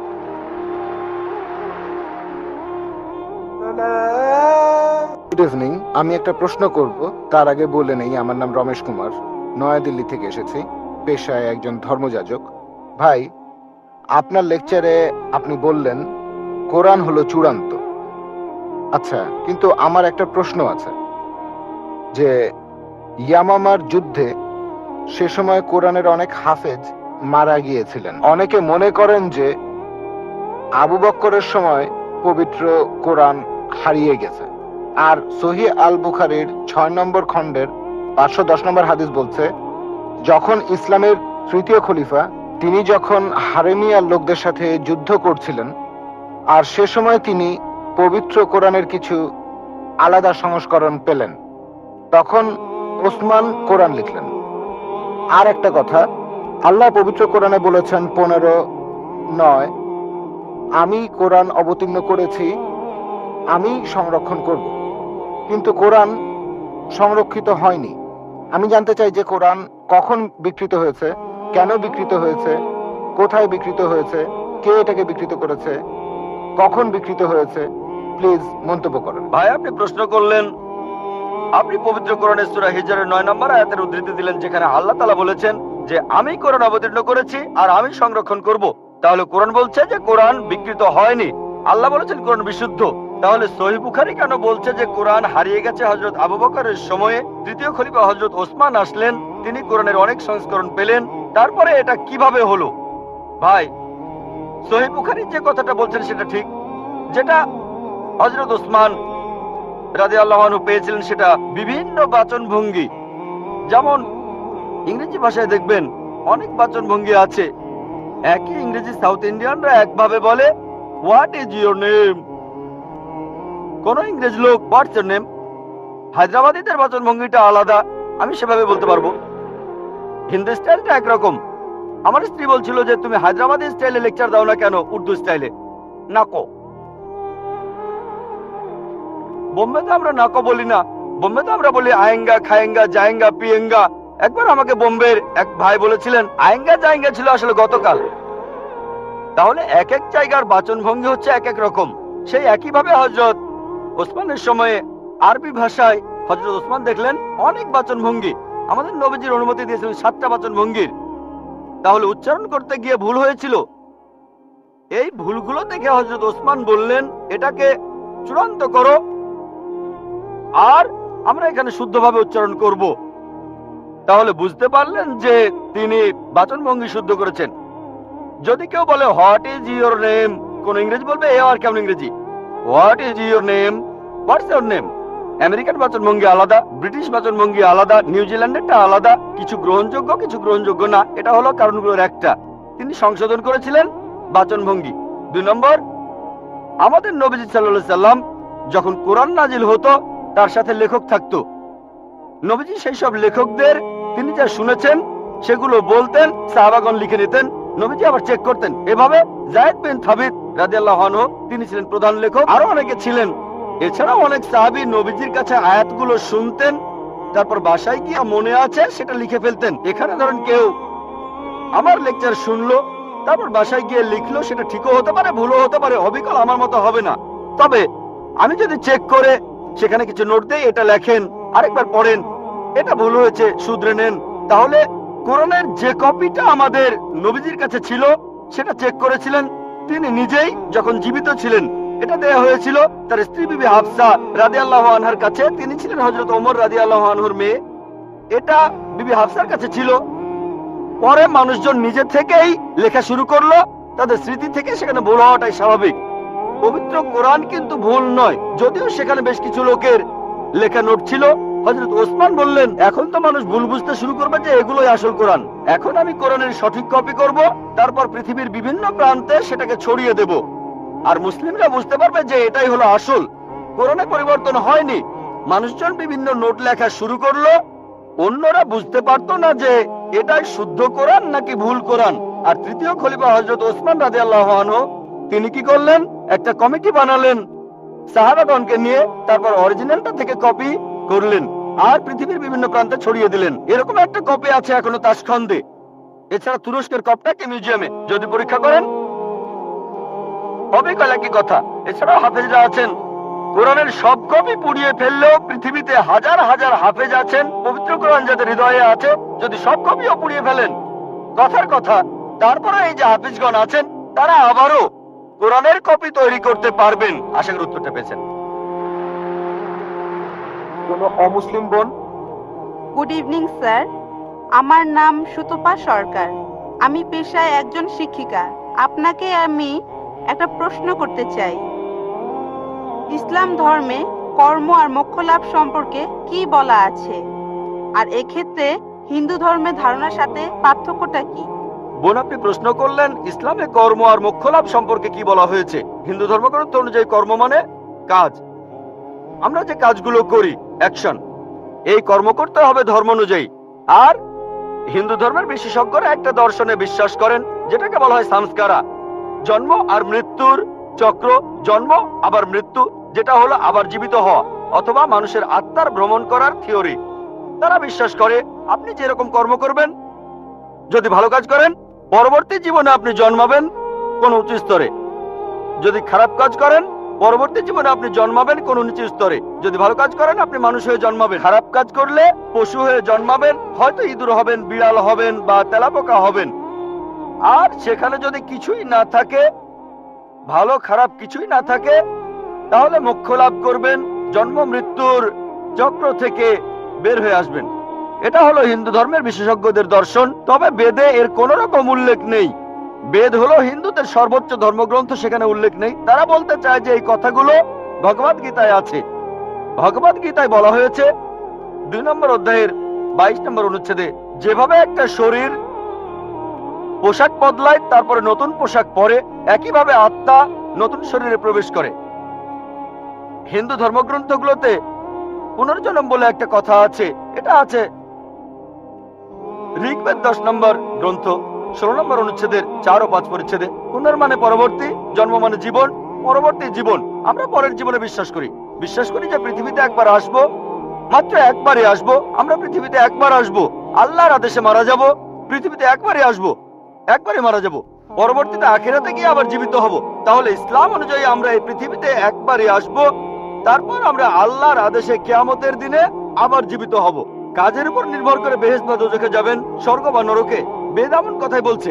কিন্তু তারা এটা বোঝে না, হিন্দু বিশেষজ্ঞরা, যে কেন মানুষ জন্মায় বোবা হয়ে, জন্মায় অন্ধ হয়ে, কেউ গরিব হয়, আবার কেউ ধনী হয়, কেউ বা স্বাস্থ্যবান। ঈশ্বর তো কোনো অন্যায় করেন না। তাই তারা একটা দর্শন আনলো যে জন্ম মৃত্যু, আত্মার ভ্রমণ করে বেড়ানো। বেদের কোথাও এই কথার উল্লেখ নেই। এমনকি ভগবদ গীতা এমন কথা বলছে, পুরনো পোশাক বাদ দিয়ে শরীর যেমন নতুন পোশাক পরে, একইভাবে আত্মা পুরনো শরীর ছেড়ে নতুন শরীরে যায়। একবার, আমার কোনো আপত্তি নেই, একবার মারা যাবেন, একবারই পুনরুজ্জীবিত হবেন। তবে ইসলামে এই প্রশ্নটার উত্তর রয়েছে। হিন্দু বিশেষজ্ঞরা এটা বুঝতে পারে না যে ঈশ্বর কেন এমন করবেন। কিছু মানুষ জন্ম থেকে বোবা, কেউ বা স্বাস্থ্যবান, কারো হার্টের সমস্যা, কেউ গরিব আবার কেউ ধনী। ইসলাম বলে, পবিত্র কোরআনে সূরা মুলকের 2 নম্বর আয়াতে উল্লেখ করা হয়েছে, আল্লাহ জি খালাকাল মাউতা ওয়াল হায়াতা, আল্লাহ সৃষ্টি করেছেন জীবন ও মৃত্যু তোমাদেরকে পরীক্ষা করার জন্য। এই জীবনটা পরকালের জন্য পরীক্ষা। এখন কেউ হয়তো জন্মায় গরিব হয়ে, কেউ ধনী হয়ে। ধনীদের ক্ষেত্রে কোরআন বলছে তাদেরকে জাকাত দিতে হবে। যদি আপনার সঞ্চয় 85 গ্রাম স্বর্ণের চাইতে বেশি হয়, নিসাবের তুলনায় বেশি হয়, তাহলে 2.5% জাকাত প্রতি হিজরি সালে দিতে হবে। ধনীরা জাকাত দিতে পারে, নাও দিতে পারে, অর্ধেকও দিতে পারে, হয় সে 100 তে 100 পাবে অথবা 50 পেতে পারে। কোনো জাকাত না দিলে সে 0 পাবে। কিন্তু গরিব লোকের ক্ষেত্রে জাকাত দিতে হবে না, সে জাকাতের পরীক্ষায় 100 তে 100 পাবে। আমরা বলি এ তো গরিব লোক, কিন্তু গরিব জাকাতের পরীক্ষায় 100 তে 100 পাবে, 100 তে 100। আর আমাদের নবীজি বলেছেন, ধনী লোকের জন্য বেহেশতে যাওয়া গরিব লোকের চাইতে কঠিন। ধনীরা ভাবতে পারে, ও আমাকে এত জাকাত দিতে হবে, আমি দিতেও পারি আবার নাও দিতে পারি। সবচেয়ে ভালো কাজ হলেও সর্বোচ্চ পেতে পারেন 100 তে 100। গরিব লোক এখানে পুরো নম্বর পেয়েছে। তাই এক একজনের পরীক্ষা এক এক রকম। কেউ বা স্বাস্থ্যবান, আবার কেউ হয়তো সে জন্ম থেকেই অসুস্থ। এটা আমরা মানি না যে আগের জন্মের পাপের কারণে কেউ অন্ধ হয়ে জন্মেছে। এটা পরকালের জন্য পরীক্ষা। এমন না যে সে পাপ করেছে, হয়তো এটা বাবা মায়ের জন্য পরীক্ষা। পবিত্র কোরআনে সূরা আনফালের 28 নম্বর আয়াতে উল্লেখ করা হয়েছে, তোমাদের সম্পদ ও সন্তানরা তোমাদের জন্য পরীক্ষা। হয়তো আল্লাহ বাবা মাকে পরীক্ষা করছেন, হয়তো তারা ধার্মিক, আর দেখা গেল যে তাদের সন্তান একেবারে জন্ম থেকে অসুখ। দেখে কেউ হয়তো বলবে, আমি আল্লাহকে বিশ্বাস করি না। যারা ইমানদার তারা বলবে, এখনো আল্লাহকে বিশ্বাস করি। আল্লাহ পরীক্ষা করছেন। যত কঠিন পরীক্ষা তত বড় পুরস্কার। হয়তো আল্লাহ তাদের দেবেন জান্নাতুল ফেরদৌস। ধরেন যদি গ্রাজুয়েশন পাশ করেন, আপনি হবেন বিএ, বিএসসি বা বিকম। যদি পাশ করেন এমবিবিএস, আপনি হবেন ডাক্তার। এমবিবিএস পাশ করাটা বিকম এর চাইতে কঠিন। যত কঠিন পরীক্ষা তত দামি ডিগ্রি। আমরা মানি কেউই পাপী হয়ে জন্মায় না, প্রত্যেকে জন্মায় মাসুম হয়ে। কিন্তু হিন্দু দর্শন বলছে, বিশেষজ্ঞরা বলছে, ধর্মগ্রন্থ বলছে না। তারা বিশ্বাস করে যে এই পৃথিবীতে আসবেন, বারবার আসবেন। যদি ভালো কাজ করেন মানুষ হয়ে আসবেন, খারাপ কাজে পশু হয়ে জন্মাবেন। এই কথাটা বেদের কোথাও বলা নেই। আর আপনি যদি একটু চিন্তা করে দেখেন বোন, অপরাধের মাত্রা বাড়ছে না কমছে? বাড়ছে না কমছে? অপরাধ বাড়ছে নাকি কমছে? বাড়ছে। পৃথিবীতে মানুষের সংখ্যা বাড়ছে না কমছে? বাড়ছে। তাহলে যুক্তি বলে, অপরাধের মাত্রা যদি বাড়ে, মানুষ তো তাহলে কমে যাওয়ার কথা, কিন্তু কমছে না। এতে প্রমাণ হয় যে এই দর্শনটা ভুল। বিস্তারিত জানতে চাইলে আমার ভিডিও ক্যাসেট দেখুন, হিন্দুইজম ও ইসলামের মধ্যে সাদৃশ্য। আশা করি আপনার উত্তরটা পেয়েছেন। ওয়া আখিরু দাওয়ানা আলহামদুলিল্লাহি রাব্বিল আলামিন। আর কোন ধর্মীয় গ্রন্থ নেই যেটা এখনো অবিকৃত অবস্থায় আছে 1200 বছরের বেশি সময় ধরে। এখন বললে 1400 বছরেরও বেশি। এই কোরআনের মতো। তিনি খ্রিস্টান ছিলেন, ইসলাম ধর্মের তীব্র সমালোচক ছিলেন। তিনি সত্যি কথাটা স্বীকার করেছেন, কোরআন অবিকৃত অবস্থায় আছে। কিন্তু অন্যান্য সব ধর্মগ্রন্থ সেগুলোর কথা বদলে গেছে, এমনকি বাইবেলও। আমি বাইবেলকে আল্লাহ তাআলার বাণী বলে মানি না। আমরা মুসলিমরা বিশ্বাস করি সেই ওহীতে যেটা দেয়া হয়েছিল ঈসা আলাইহিস সালামকে, ইনজিল। কিন্তু এখন আমরা যে বাইবেলটা দেখি, এই বইটা একটা মিশ্রণ। এখানে আল্লাহর বাণী থাকতে পারে, কোরআনের সাথে মিললে আমি আপত্তি না করে মেনে নেব এটা আল্লাহর বাণী। এছাড়াও নবীদের বলা কথা আছে, এখানে ঐতিহাসিকদের বলা কথাও আছে। দুঃখের সাথে জানাচ্ছি বাইবেলে পর্নোগ্রাফিও আছে। আমি উদ্ধৃতি দিতে পারবো না, আমি পারবো না। বাইবেলে আছে অনেক পরস্পর বিরোধী কথা, বৈজ্ঞানিক ভুল, গাণিতিক ভুল, সেগুলোর কথা এখানে বলছি না। আমি বিতর্ক করেছিলাম ডক্টর উইলিয়াম ক্যাম্বেলের সাথে। ইনি ইসলামের বিরুদ্ধে একটা বই লিখেছিলেন, Quran and Bible in the light of history and science. বলেছিলেন কোরআনে 30টা বৈজ্ঞানিক ভুল আছে। আমি আমেরিকায় গিয়েছিলাম, আমেরিকায় আমরা বিতর্ক করেছিলাম 2000 সালের 1 এপ্রিল, আর টপিক ছিল Quran and Bible in the light of science. তার সব অভিযোগের উত্তর আমি দিয়েছিলাম। তারপর আমি যখন বাইবেলের 38টা ভুলের কথা বললাম, তিনি সেগুলোর উত্তর দিতে পারেননি। পবিত্র কোরআনের সূরা বাকারার 79 নম্বর আয়াতে উল্লেখ করা হয়েছে, فويل للذين يكتبون الكتاب بأيديهم ثم يقولون هذا من عند الله ليشتروا به ثمنا قليلا فويل لهم مما كتبت أيديهم ويل لهم مما يكسبون। দুর্ভোগ তাদের যারা নিজ হাতে কিতাব রচনা করে আর বলে এটা আল্লাহর ওহী। সমূল্য পাওয়ার জন্য তারা এই কথা বলে, যা লিখেছে সেজন্য শাস্তি তাদের, যা উপার্জন করেছে সেজন্য শাস্তি তাদের। তাই বর্তমানের বাইবেল, হয়তো জানেন এই বাইবেল শব্দটা, এটা বাইবেলের মধ্যে কোথাও নেই। এটা এসেছে গ্রিক শব্দ বিবলস থেকে, অর্থাৎ অনেক বই মিলে একটা বই। আর বিশেষজ্ঞরা এখন বলেন এই বাইবেল লিখেছে অনেকজন লেখক, আমি বলছি না, খ্রিস্টান বিশেষজ্ঞরা। তাই বর্তমানের বাইবেলকে আমি আল্লাহর বাণী বলে মনে করি না।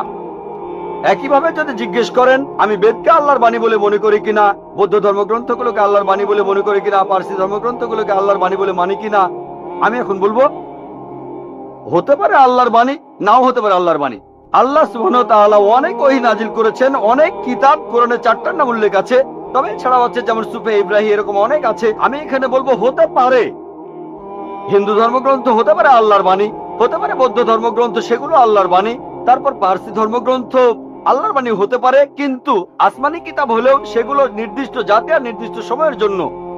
এখন আপনি মানবেন সর্বশেষ ও চূড়ান্ত কিতাব, সেটা হলো পবিত্র কোরআন। তাহলে প্রত্যেক মানুষই, হোক তার দেশ ইন্ডিয়ায়, আমেরিকাতে, কানাডায়, ইংল্যান্ডে, সিঙ্গাপুরে, সৌদি আরবে, প্রত্যেক মানুষই সর্বশেষ ও চূড়ান্ত ওহী মানবে, অর্থাৎ পবিত্র কোরআন আর সর্বশেষ নবী মুহাম্মদ সাল্লাল্লাহু আলাইহি সাল্লামকে মেনে চলবে। আমি বলছি না যে হিন্দু ধর্মগ্রন্থগুলো আল্লাহর বাণী, আর আল্লাহর বাণী হলেও সেটা নির্দিষ্ট সময়ে নির্দিষ্ট জাতির জন্য ছিল। হিন্দু বিশেষজ্ঞরাও বলেন তাদের ধর্মগ্রন্থ পরিবর্তন হয়েছে, বৌদ্ধ বিশেষজ্ঞরাও বলেন তাদের ধর্মগ্রন্থ পরিবর্তন করা হয়েছে। প্রত্যেক ধর্মের বিশেষজ্ঞরাই, শুধু ইসলাম বাদে সবাই বলে যে তাদের ধর্মগ্রন্থে পরবর্তীতে কথা বদলানো হয়েছে, পরিবর্তন করা হয়েছে। তবে আমি যদি এখানে তর্কের খাতিরে মেনেও নেই এটা আল্লাহ তাআলার বাণী, যদি এমনটা হয় আর সেই ধর্মের অনুসারীরা তারা মানে এটা আল্লাহ তাআলার বাণী, তাহলে সেই ধর্মগ্রন্থ তাদের অক্ষরে অক্ষরে মানা উচিত। বৌদ্ধরা যদি মানে তাদের ধর্মগ্রন্থ আল্লাহ তাআলার বাণী, হিন্দুরা যদি মানে তাদের ধর্মগ্রন্থ আল্লাহ তাআলার বাণী, খ্রিস্টানরা যদি মানে তাদের ধর্মগ্রন্থ আল্লাহ তাআলার বাণী, তাহলে আপনাদের ধর্মগ্রন্থেই বলা হয়েছে আপনাদের মেনে চলতে হবে সর্বশেষ নবীর কথা, মুহাম্মদ সাল্লাল্লাহু আলাইহি সাল্লামের কথা। আপনি তো মনে করেন এটা আল্লাহ তাআলার বাণী, আমি মনে করি হতেও পারে আবার নাও হতে পারে। আপনি মনে করেন সেটাই আল্লাহ তাআলার বাণী, তাহলে আপনি সেটার কথা মেনে চলেন।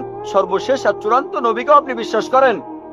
আমি আগেও বলেছি, পবিত্র বাইবেলের গসপেল অফ জন 16 নম্বর অধ্যায়ের 12 থেকে 14 অনুচ্ছেদে আছে, ঈসা আলাইহিস সালাম বলছেন, আমি তোমাদের অনেক কথা বলতে চাই, কিন্তু তোমরা সেটা এখন বুঝতে পারবে না, কারণ যখন সত্যের আত্মা তোমাদের সামনে আসবে সে তোমাদের সত্যের পথে নিয়ে যাবে।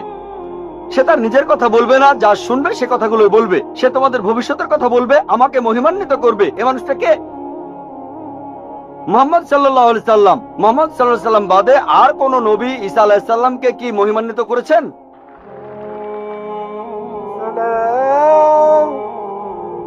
ঠিকই বলেছেন আপনি, যে ঈসা আলাইহিস সালামকে অস্বীকার করবে সে নরকে যাবে। আপনি বললেন এই কথা, আমি আপনার সঙ্গে একমত।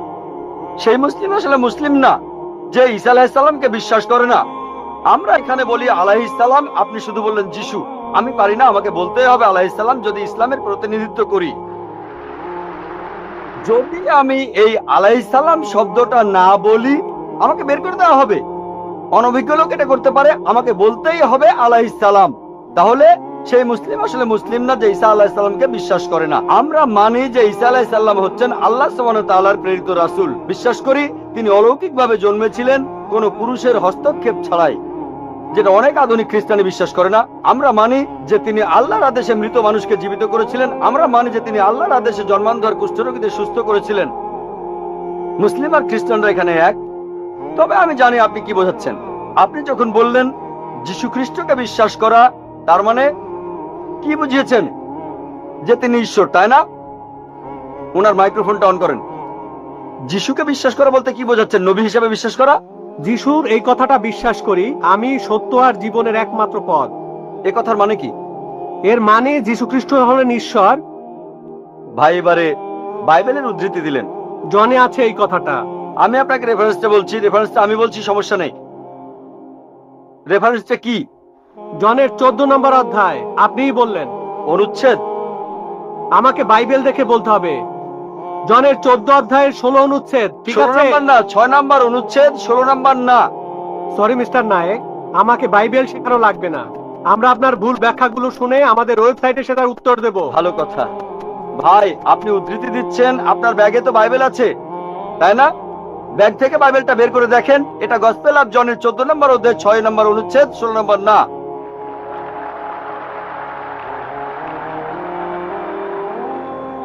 আর আপনি বললেন ঈসা মসীহ আলাইহিস সালাম, তিনি বলেছেন যে তিনি ছিলেন ঈশ্বর। আপনার প্রশ্নতে পরে আসছি। প্রশ্নের উত্তরটা দেওয়ার আগে আমি একটা কথা বলে নিই। আমি বাইবেল পড়েছি। গোটা বাইবেলের মধ্যে পরিষ্কার ভাবে বলা এমন একটা কথাও নেই যেখানে যিশু বা ঈসা আলাইহিস সালাম নিজে বলেছেন আমি ঈশ্বর আর আমার উপাসনা করো। যদি কোনো খ্রিস্টান আমাকে দেখাতে পারেন গোটা বাইবেলের মধ্যে পরিষ্কার ভাবে বলা মাত্র একটি কথা যে ঈসা আলাইহিস সালাম নিজেই বলেছেন যে আমি ঈশ্বর আর আমার উপাসনা করো, তাহলে আমি ডক্টর জাকির নায়েক আজকেই খ্রিস্টান ধর্ম গ্রহণ করব। আমি অন্য মুসলিম ভাইদের পক্ষ থেকে এই কথা বলছি না। আমি আমার মাথাটা তরবারির তলে রাখছি। আমি বিভিন্ন ধর্মের উপর একজন ছাত্র। আপনি বাইবেল পড়েছেন আর আমিও পড়েছি বাইবেল। আপনি বললেন যে আপনাকে বাইবেল শেখানো লাগবে না। ঈসা আলাইহিস সালাম এই কথা নিজে বলেছেন, সত্যকে খোঁজো, সত্যই তোমাকে মুক্ত করবে। ইনশাআল্লাহ আজকে আপনি সত্য দেখবেন আর ইনশাআল্লাহ সত্য আপনাকে মুক্ত করবে। আমি কথাটা আবার বলছি, গোটা বাইবেলে পরিষ্কার ভাবে বলা এমন একটা কথাও নেই যেখানে যিশু বা ঈসা আলাইহিস সালাম নিজেই বলেছেন আমি ঈশ্বর আর আমার উপাসনা করো। আপনারা যদি বাইবেল পড়েন, ঈসা আলাইহিস সালাম তার নিজের মুখেই বলেছেন। এটা আছে গসপেল অফ জন 14 নম্বর অধ্যায়ের 28 অনুচ্ছেদে। বলেছেন আমার পিতা আমার চাইতে মহান। গসপেল অফ জন 10 নম্বর অধ্যায়ের 29 অনুচ্ছেদ। আমার পিতা সবার চাইতে মহান। গসপেল অফ ম্যাথিউ 12 নম্বর অধ্যায়ের 28 অনুচ্ছেদ। ঈশ্বরের আত্মার সাহায্যে শয়তানকে তাড়িয়ে দেই। গসপেল অফ লুক 11 নম্বর অধ্যায়ের 20 অনুচ্ছেদ। আমি ঈশ্বরের আঙ্গুলের সাহায্যে শয়তানকে তাড়িয়ে দেই। গসপেল অফ জন 5 নম্বর অধ্যায়ের 30 অনুচ্ছেদ। আমি আমার নিজের থেকে কিছুই করতে পারি না।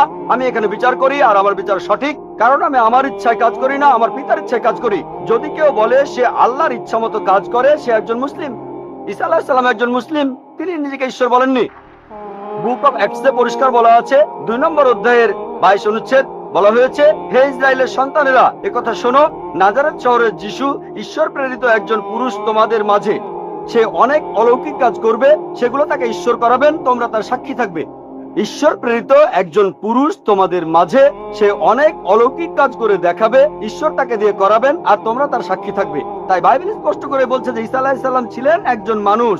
তিনি আল্লাহ তাআলার প্রেরিত একজন রাসূল, কিন্তু আল্লাহ নন। গোটা বাইবেলের মধ্যে পরিষ্কার ভাবে এমন একটা কথাও নেই যেখানে ঈসা আলাইহিস সালাম নিজেই বলেছেন যে আমি ঈশ্বর, আমার উপাসনা করো। আপনি একটা উদ্ধৃতি দিয়ে সেটা প্রমাণ করতে চাইলেন যে গসপেল অফ জন 14 নম্বর অধ্যায়ের 6 অনুচ্ছেদে বলা হয়েছে যিশু বা ঈসা আলাইহিস সালাম নিজেই বলেছেন আমি সত্য আর জীবনের একমাত্র পথ, আমাকে ছাড়া আমার পিতার কাছে কেউ যেতে পারবে না। এখানে প্রসঙ্গ ছাড়া উদ্ধৃতি দিচ্ছেন। লোকজন পবিত্রকরণের আয়াত নিয়ে প্রসঙ্গ ছাড়া উদ্ধৃতি দেয় দুর্নাম করতে। একইভাবে খ্রিস্টান মিশনারিরা বাইবেলের প্রসঙ্গ ছাড়া উদ্ধৃতি দেয়। আপনাকে একটা সত্য কথা বলি, আপনার বাইবেলটা খোলেন, যদি সন্দেহ থাকে বাইবেলটা খোলেন, প্রসঙ্গ জানতে 1 নম্বর অনুচ্ছেদটা পড়েন। গসপেল অফ জন 14 নম্বর অধ্যায়ের 1 অনুচ্ছেদ বলছে যে তোমরা ভয় পাচ্ছ কেন? যিশু বা ঈসা আলাইহিস সালাম বলছেন যদি তোমরা ঈশ্বরকে বিশ্বাস করো তাহলে আমাকে বিশ্বাস করো। আমার পিতার রাজ্যে অনেক প্রাসাদ আছে, আমি সেখানে গিয়ে তোমাদের জন্য জায়গা তৈরি করব। আমি যখন যাব আমি তখন বলবো। শিষ্যরা বলল আপনি কোথায় যাবেন? তোমরা জানো না আমি কোথায় যাব? তারা বলল না। তখন শিষ্যরা বলল যে আমাদের পথ দেখান।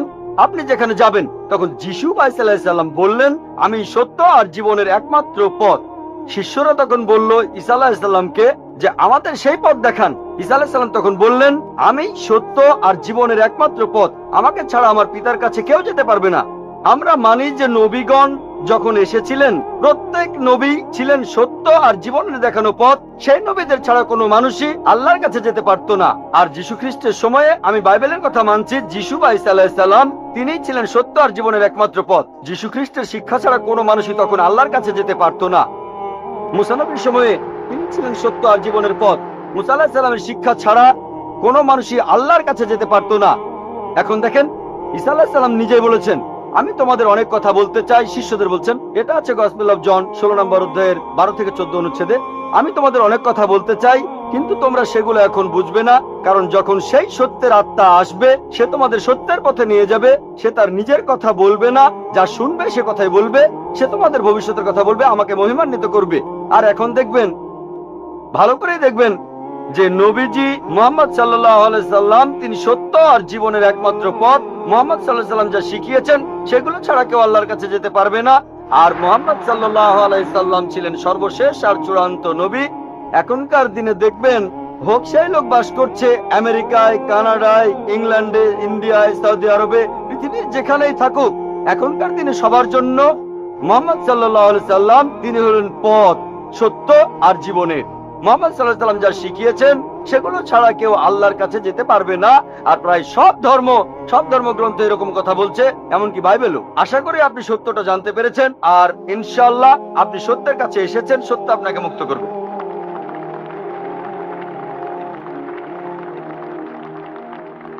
এবারের প্রশ্ন মহিলাদের মধ্য থেকে। কোনো অমুসলিম বোন প্রশ্ন করতে চাইলে তিনি মাইকের সামনে এসে প্রশ্ন করতে পারেন। গুড ইভিনিং স্যার, আমি পেশায় একজন শিক্ষিকা। এছাড়াও আমি ইসলাম ও অন্যান্য ধর্ম নিয়ে রিসার্চ করি। আপনার নামটা কি জানতে পারি? আমি নীলিমা। আপনার লেকচারের জন্য অসংখ্য ধন্যবাদ। তবে আমি কিছু ব্যাপারে একটু জানতে চাই। যেমন, আপনি ভবিষ্যৎ পুরাণের কথা বললেন, 3য় খণ্ডের 3য় অধ্যায় 5 থেকে 8 নম্বর শ্লোক। আমি আপনাকে আরেকটা ব্যাপার জানিয়ে রাখি যে হয়তো আপনিও এটা জানেন। ধরেন, ঈশ্বর যে নবীকে পৃথিবীতে পাঠান, সেই নবী তার উদ্দেশ্যে বলা ভবিষ্যৎবাণীগুলো পূরণ করবেন। যদি সেই নবী অর্ধেক বা তার কম ভবিষ্যৎবাণী পূরণ করেন, তাহলে তাকে নবী বলা যাবে না। এটা একটা সাধারণ যুক্তির ব্যাপার। এবারে ভবিষ্য পুরাণার কথা বলি। আপনি সেই ম্লেচ্ছ নেতার কথা বললেন, আর বললেন তিনি নবী মুহাম্মদ ছাড়া আর কেউ নন। আচ্ছা, আমি আপনার কথার প্রথম অংশটা মেনে নিচ্ছি, কিন্তু পরের অংশটা আপনি ব্যাখ্যা করে বলেননি। এখন আপনাকে বলি, ম্লেচ্ছ একটা সংস্কৃত শব্দ, আর সংস্কৃত ডিকশনারি অনুযায়ী ম্লেচ্ছ শব্দটার অর্থ অনার্য অথবা পাপী অথবা খারাপ লোক। ম্লেচ্ছ শব্দটার এই 3টা অর্থ হয়। তাহলে কি বলা যায় মুহাম্মদ ছিল পাপী অথবা খারাপ লোক? আরেকটা ব্যাপার হলো, এই ভবিষ্যৎবাণীর দ্বিতীয় শর্তটা, সেটা হলো তিনি একটা মরুস্থলে জন্মাবেন। মরুস্থল এর অর্থ মৃতদের স্থান, কারণ মরু শব্দটা এসেছে সংস্কৃত মৃ থেকে, যার অর্থ মৃত্যু। তাই এখানে অবশ্যই আরবের মরুভূমির কথা বলা হচ্ছে না, কারণ সেটা ছিল অনুর্বর ভূমি আর যুদ্ধক্ষেত্র। এরপরে আমি 3 নম্বর পয়েন্টে আসছি। এই ভবিষ্যৎবাণীতে বলা হয়েছে যে এই ম্লেচ্ছ নেতা তিনি গোসল করেন পঞ্চগাভিয়া আর গঙ্গা নদীতে। আর এটা আমরা সবাই জানি যে গঙ্গা নদী, এই নদীটা আরবে নয়, গঙ্গা নদী রয়েছে ইন্ডিয়ায়। এটা পৃথিবীর সবাই জানে। এবার পঞ্চগাভিয়ায় গোসল করা সম্পর্কে বলি। পঞ্চগাভিয়া মানে গরু থেকে উৎপন্ন 5টা উপাদান। এই উপাদানগুলো হলো দুধ, দই, ঘি, প্রস্রাব, গোবর। এখন ভবিষ্যৎবাণীটাকে সত্যি হতে গেলে এই কথাটাও তাহলে সত্যি হতে হবে। আপনি কি আমাকে পবিত্র কোরআনের এমন কোন আয়াত দেখাতে পারেন যেখানে বলা আছে যে মুহাম্মদ গোসল করেছিল গঙ্গার জলে বা সেই 5টা উপাদান দিয়ে, অর্থাৎ দুধ, দই, ঘি, প্রস্রাব আর গোবর? তাহলে আজকে ইসলাম গ্রহণ করব। Thank you sir. বোন, আপনি ঠিক বলেছেন। যে ভবিষ্যৎবাণীর কথা বলা হচ্ছে যদি তার অর্ধেকের বেশি পূরণ না হয় তাহলে ভবিষ্যৎবাণী ভুল। আমি একমত বোন, আপনার সঙ্গে একমত। আমি আপনার 3টি প্রশ্নের উত্তর দেব, দেখা যাক আজকে আপনি ইসলাম গ্রহণ করেন কিনা। এটাও হতে পারে আপনি আমার সঙ্গে একমত হবেন না, আমি যা বলবো। আমি একমত। ম্লেচ্ছ এই শব্দটার 3টি অর্থ আছে। ম্লেচ্ছ এর একটা অর্থ হলো অনার্য অর্থাৎ বিদেশি, আরেকটা অর্থ হচ্ছে পাপী, আরেকটা অর্থ হলো খারাপ লোক। আর দেখবেন ইন্ডিয়ায় হিন্দুরা সাধারণত মুসলিমদের বলে থাকে ম্লেচ্ছ। তারা যখন এভাবে বলে তারা আসলে বোঝায় পাপী আর খারাপ লোক, কিন্তু এর আরেকটা অর্থ হলো বিদেশি। যখন আমি লেকচারে কোনো ধর্মগ্রন্থ থেকে উদ্ধৃতি দেই, সেখানে একটা শব্দের যদি অনেক অর্থ হয়, ব্যাপারটা এমন না ধরেন শব্দটার 4টা অর্থ আছে, তার মধ্যে 3টা অর্থ এখানে খাটে না, মাত্র একটা ঠিক হলেও অর্থ সঠিক হতে পারে। যেমন ধরেন কোরআন বলছে তোমরা শূকর খেও না। আজকে যদি ডিকশনারি খোলেন, এই শূকর শব্দটার একটা অর্থ হলো পুলিশ অর্থাৎ পুলিশ অফিসার, তাহলে একটা অর্থ শূকর, আরেকটা অর্থ পুলিশ অফিসার। তবে কোরআন বাইবেল এটা বোঝায়নি। বাইবেলে বুক অব লেভিটিকাস 11 অধ্যায় 7 থেকে 8 অনুচ্ছেদে আছে, বুক অব ডিউটেরোনমি 14 অধ্যায়ের 8 অনুচ্ছেদে আছে, বুক অব আইজায়া 65 অধ্যায়ের 2 থেকে 5 অনুচ্ছেদে আছে, বলা হয়েছে তোমরা শূকর খেও না, কিন্তু পুলিশকে বোঝায়নি বাইবেল। যদি আপনি বিভিন্ন ধর্মের ছাত্রী হয়ে থাকেন, যদি 10টা অর্থ থাকে সেখানে একটা অর্থও খাটে, দেখতে হবে সেটা সঠিক কিনা। 2টো সঠিক হতে পারে, 3টা সঠিক হতে পারে, সবগুলো সঠিক হতে পারে, কিন্তু যদি মাত্র একটা অর্থ সঠিক হয় এতেও ভবিষ্যৎবাণীটা ফলে যেতে পারে। আমি আপনার সঙ্গে একমত যে ম্লেচ্ছ এর একটা অর্থ অনার্য, ইন্ডিয়ানদের দিক থেকে একজন বিদেশি। আর আমি আমার লেকচারে তখন বলেছিলাম ম্লেচ্ছ শব্দের অর্থ হচ্ছে বিদেশি। আর আপনি ভুল পথে গিয়ে বলছেন এখানে ম্লেচ্ছ মানে হচ্ছে পাপী। আপনি আসলে এখানে ভুল বুঝেছেন বোন। যদি আপনি বলেন কোরআন আর বাইবেল বলছে পুলিশদের খেও না, তার মানে আপনি বিভিন্ন ধর্মের উপর ছাত্রী নন, আপনি তাহলে এক পেশে। একটা অর্থে যদি ভবিষ্যৎবাণীটা পূরণ হয়, আরেকটা কথা যদি সন্দেহ থাকে, আমি আরো 10টা পয়েন্টের কথা বলেছি, সবগুলোকে খণ্ডন করতে পারবেন না। আরেকটা বললেন মরুস্থল, এটার একটা অর্থ আমিও একমত, মৃতদের স্থান। তবে সংস্কৃতিতে মরুস্থল শব্দটার আরেকটা অর্থ হচ্ছে বালুময় স্থান। আপনি আজকে ডিকশনারি চেক করেন, সেখানে দেখবেন আমাদের ইসলামিক রিসার্চ ফাউন্ডেশনে এখানে সংস্কৃত ডিকশনারিও আছে। আমি বিভিন্ন ধর্মের উপর ছাত্র, এটা মানছি যে একটা অর্থ হচ্ছে মৃতদের স্থান, আরেকটা অর্থ হচ্ছে বালুময় স্থান, কিন্তু ভুল অর্থটা আপনি নিচ্ছেন কেন? তাহলে তো আপনি ভুল পথে চলে যাবেন। যদি পারমুটেশন আর কম্বিনেশন গুলো দেখেন, অন্য যে পয়েন্ট গুলো বলেছি সেগুলো পুরোপুরি সঠিক। এখানে আপনাকে সঠিক উত্তরটা বেছে নিতে হবে। তাহলে মরুস্থল শব্দটার একটা অর্থ হলো বালুময় স্থান বা মরুভূমি। আপনার 3য় প্রশ্নতে আসি, আপনি ইসলাম গ্রহণ করবেন ইনশাল্লাহ। 3য় প্রশ্নটা, আমি যে ভবিষ্যৎবাণীটার কথা বলেছি যে নবী মুহাম্মদ সাল্লাল্লাহু আলাইহি সাল্লাম পঞ্চগর্ভে গোসল করেছিলেন গঙ্গা নদীতে, এখানে বুঝে নিতে হবে যখন আমরা বলছি যে হিন্দুদের রীতি অনুযায়ী যে কেউ পঞ্চগর্ভে বা গঙ্গায় গোসল করবে তার অর্থ বিশুদ্ধ হবে। একটা অর্থ শারীরিকভাবে গঙ্গায় ডুব দিলেন, আমারও মনে হয় না নবীজি ইন্ডিয়ায় এসে গঙ্গায় ডুব দিয়েছিলেন। আরেকটা অর্থ বিশুদ্ধ হওয়া, তখন ব্যাখ্যা করিনি কারণ লেকচারটাই অনেক লম্বা ছিল। এই টপিকটা নিয়ে আমি সারাদিন কথা বলতে পারি, আমি এখানে খুব বিস্তারিত বলিনি। আমি প্রত্যেকটা ভবিষ্যৎবাণী নিয়েই আরো কয়েক মিনিট বলতে পারি, সব মিলিয়ে ঘন্টাখানিক বলতে পারবো। এখানে পঞ্চগর্ভে গোসল করা মানে হচ্ছে বিশুদ্ধ হওয়া। এখানে প্রসঙ্গটা বুঝতে হবে, শারীরিকভাবে গোসল করার অর্থ এখানে বলা হয়নি। আর আপনি গঙ্গার পানিতে ডুব দিলেই বিশুদ্ধ হয়ে যাবেন এমন কোনো নিশ্চয়তা নেই, বিশুদ্ধ না হওয়ার সম্ভাবনাই বেশি। এটা হচ্ছে হিন্দুদের রীতি অনুযায়ী বলা।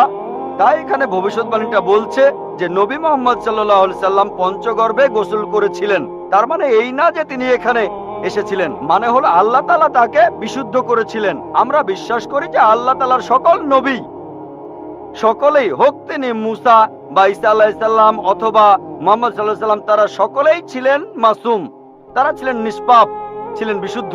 তাহলে আল্লাহর সকল নবী, আল্লাহ যাদের পৃথিবীতে পাঠিয়েছিলেন, আমরা মানি যে তারা সকলেই নিষ্পাপ, সকলেই মাসুম, সকলেই বিশুদ্ধ। তাহলে আপনার উত্তরটাও পেলেন। আশা করি ইনশাআল্লাহ আপনি ইসলাম গ্রহণ করবেন বোন। দিকের মাইক থেকে। আমার নাম প্রেম আদবানি, আমি নয়াদিল্লি থেকে এসেছি, রিটায়ার্ড চাকরিজীবী আর অমুসলিম।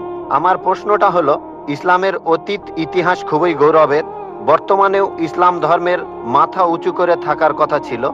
আমার মনে হয় মুসলিমদের কাজকর্মের মধ্যে স্বচ্ছতা থাকা উচিত। অন্য সব মানুষকেও তাদের জানতে দেওয়া উচিত যে তারা কি কি কাজ করেছে বিভিন্ন মাদ্রাসা, মসজিদ ইত্যাদি জায়গায়, যাতে করে মানুষজন জানতে পারে যে এসব জায়গায় কি হচ্ছে। তখন ব্যাপারটা অনেক স্বচ্ছ হবে, কেউ তখন আর ভুল বুঝবে না। ধন্যবাদ। ভাই খুব সুন্দর প্রশ্ন করেছেন, তবে আপনার উত্তর দেওয়ার আগে আগের বোন যে প্রশ্নগুলো করেছিলেন সে ব্যাপারে কিছু কথা বলি। তার 3টা প্রশ্ন, সেখানে আমার মেয়ে রুজদা নায়কের গানের কথাগুলো মনে পড়লো। শেষ গানটা যে don't talk to me about Mohammad সাল্লাল্লাহু আলাইহি সাল্লাম, আর কোঅর্ডিনেটর বলেছিলেন গানের কথাগুলো একটু মনোযোগ দিয়ে শুনবেন। আপনারা যদি কথাগুলো শুনে থাকেন, এটা নবীজি সাল্লাল্লাহু আলাইহি সাল্লামের একটা সিরাত যে একদিন মোহাম্মদ সাল্লাল্লাহু আলাইহি সাল্লাম হেঁটে যাচ্ছিলেন, তখন এক পথচারীর সঙ্গে তার দেখা হলো। সে নবীজির বিরুদ্ধে কথা বলতে লাগলো, ও এই নবী মোহাম্মদ খুবই খারাপ লোক, তার সঙ্গে কথা বলো না। সে কিন্তু মোহাম্মদ সাল্লাল্লাহু আলাইহি সাল্লামের সঙ্গে কথা বলছে, সে জানে না ওই লোকটাই মোহাম্মদ সাল্লাল্লাহু আলাইহি সাল্লাম। সে নবীজির কাছে বলল, পথে হাঁটতে হাঁটতে নবী মোহাম্মদ খুবই খারাপ লোক, তার কথা শুনো না, তার কথা শুনলে বিপর্যয় হয়ে যাবে, সবার জন্য খারাপ হবে, ইত্যাদি ইত্যাদি। গানটাতে এই কথাগুলো বলা হয়েছিল। লোকটা নবীজিকে বলল, তবে আপনি খুব ভালো মানুষ, আর আপনাকে সাবধান করছি ওই মোহাম্মদ লোকটার কথা শুনবেন না সাল্লাল্লাহু আলাইহি সাল্লাম, সে ভণ্ড, নাউজুবিল্লাহ, সে খুব খারাপ মানুষ, নাউজুবিল্লাহ। এরকম আরো অনেক কথা। তবে নবীজিকে বলল, আপনি খুব ভালো মানুষ, আপনি দয়ালু, আপনি পরোপকারী, আপনার নামটা জানতে পারি? নাম শুনে বলল, কি? আপনি কি বললেন? আমি কি ঠিক শুনছি? আপনার নাম মোহাম্মদ সাল্লাল্লাহু আলাইহি সাল্লাম? তখন সে বলল, আশহাদু লা ইলাহা ইল্লাল্লাহ ওয়া আশহাদু আন্না মুহাম্মাদুর রাসূলুল্লাহ।